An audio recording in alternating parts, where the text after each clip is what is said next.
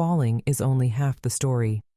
What comes after, rising, is rarely seen, understood, and often misrepresented.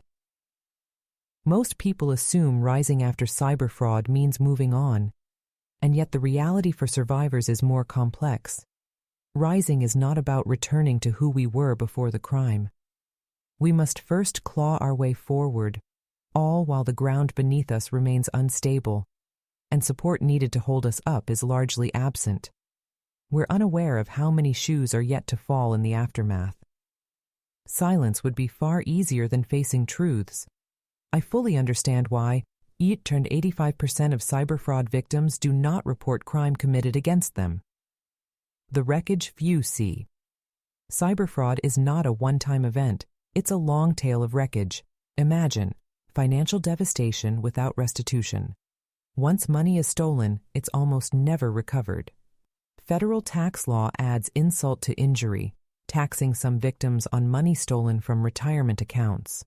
Mental health care that misses the mark. Too many well-intended therapists minimize or do not understand the depth of trauma that invades us, treating it as a bad breakup rather than financial and psychological warfare. Survivors are sometimes left re-traumatized inside the very spaces meant to heal. Family and friends who don't understand. Some of the people closest to us withdraw, judge, or worse, remain silent themselves. Each absence becomes another layer of loss, deepening our pain. Institutions that fail.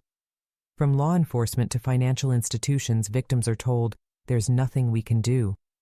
The low percentage of justice and restitution proves the accuracy of this statement. This is some of the unseen wreckage, the part the public rarely factors into the blame-laden shorthand of falling for a scam. It's the part we survivors long for others to understand, to recognize and respect the steep, unrelenting climb we face. And while we carry that weight, we also cheer on every professional fighting on the front lines against this global threat that siphons our life savings and tears apart our hearts and souls. What rising looks like. Rising is far from glamorous, and rising doesn't happen in one triumphant leap. It's choosing, again and again, not to stay buried in silence and shame. For me, rising began with voice over silence. I stopped apologizing for being a victim and started speaking, even when my voice shook. Eventually, speaking became an endless flow of lava when I wasn't sure anyone truly cared. Connection over isolation.